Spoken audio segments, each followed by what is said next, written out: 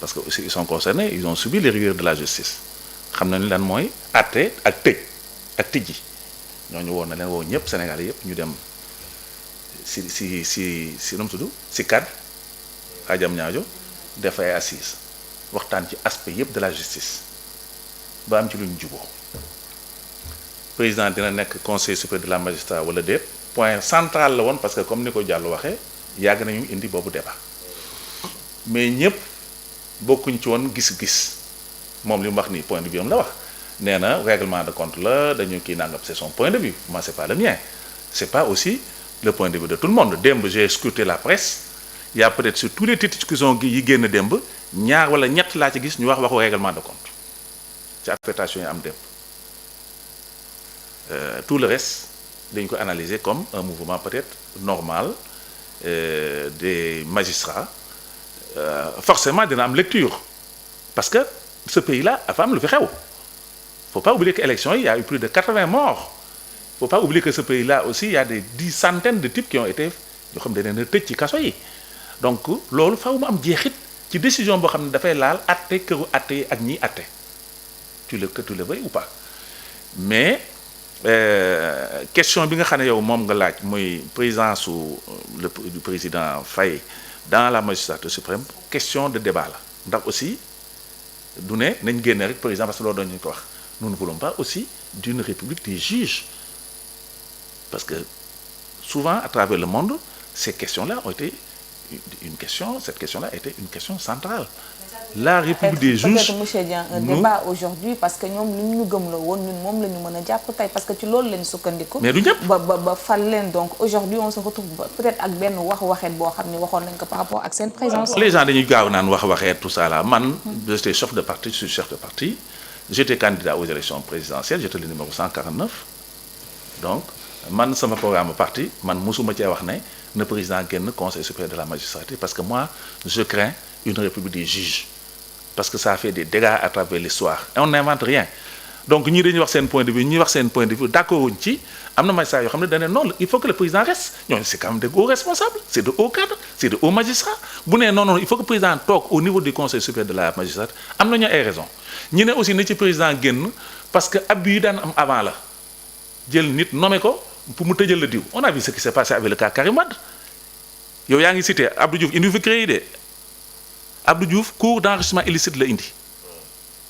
Macky Sall moo ko changé parce que dafa amoon benn cible qui s'appelle Karim Wade mu changé ko def ko créé mu nekk une disposition j'allais dire extraordinaire par rapport au droit commun ça veut dire quoi ça veut dire que bu la àttee tu n'as même pas le moyen de faire un recours mënoo def appel àtte boo xam ne bu la tëjee c'est définitif mënoo def appel muy benn ñaar l'inversion de la charge de la preuve mais kooku Macky Sall moo ko taayee on les avait vus bi ñu nekk yenn magistrats yi ñu leen di seen ñu damm koñ di jàdd di confectionner seen texte bi génn fi une monstruosité juridique loo xam ne amul ci benn dëkk amul États-Unis amul Canada amul France amul fenn l'inversion de la charge de la preuve am musul am fenn donc il y a des magistrats de service loolu c'est connu ñu am ñu leen koy defloo donc am na ñoo xam ne peut-être loolu la doon ragal moo tax ñu ne président bu mu bokk ci conseil supérieur de la magistrature pour bañ a def influence affectation yi nekk affectation entre collègues c'est une option mais magistrats yi xam les premiers conseils moom toog nañu waxtaan kenn sexelu den suukar kenn forcé wu dañ leen yóbbu ba jam ñaajo ñoomu neen ñu waxtaan ne président toogal ci conseil supérieur de la magistrature ba ci kanam mais jàppale ñooñu quand même bu jàpp ne ñooñu seen bopp yi wayul ankañ c'est des ñoo xam ne ay mag yi jëm lañu ñi am nañu 40 ans d'expérience ñi am nañu 30 ans d'expérience de hauts responsables de hauts cadres des gens qui sont à la veille de la retraite qui n'ont plus rien à prouver donc duñ toog ba nag ni naan leen way dañ leen a kii dañu fayantu donc waxoon nañu lii waxet nangam c'est des grands responsables qui ont pris la décision de garder le président à la tête de cette institution et c'est pas définitif le débat se poursuit waxtaan baa ngi continuer bu nee ma am ay preuves réelles ne président war na mën a génn ci conseil supérieur de la magistrature bu boobaa président wax na génn dañ ko wax UMS c'est les gens responsables hein yow maa ngi dégg nga ne way yow kii Diallo ne way ñoom encore une déedéet c'est pas ça c'est des grands responsables yoo xam ne seen làmmiñ nekku seen poste on les a vus dans le passé yu fi xew yëpp dañuy toog amoon Téliko on se rappelle du juge Téliko qui a présidé l'UMS kooku moom du amoon fulla la lu mu bëgg a wax day taxaw wax ko clairement donc ces gens-là s'ils se sont pas prononcés mais mënuñu mënoo nett li génti jàmbur à mon avis. Le problème est que vous les considérez comme des irresponsables dëmb c'était des irresponsables dëmb c'était des vendus non les magistrats. qui les a traités d'irresponsables maanaam le régime en place. déedéet booy wax waxal sa wax tamit na bul engagé kenn. non sérieux le régime en place. magistrat yi moi je les respecte c'est des gens qui font le travail. Ouais, mais am na nag ay brebis galeuses comme dans tous les corps ces brebis galeuses là il faut les experter ñu xam mu nekk un exemple pour les autres. mais non problème bi yëpp mooy rupture bu ñu doon xaar la c'est-à-dire yow mënoo gëmloo nit ñi lii ba ay nit dee ci nga ñëw toog nga ne leneen ngay wax c'est contradictoire en fait loolu la ñuy justice am na ñu ngi koy organiser fekk président mën nañ ko organiser fekk le président de la République bokku ci te mu dox aux États-Unis il y a pas ça pourtant mu ngi dox justice day accabler. Oui, mais aux États-Unis mais attention mais aux États-Unis quand on nomme un juge c'est à vie. Non amul loolu parce que aux États-Unis quand on nomme un juge c'est à vie donc kooku mu amoo benn pouvoir si kawam en fait. Sénégal lu tax ñun mënuñoo organiser de telle sorte d'où la problématique aujourd'hui Sénégal lépp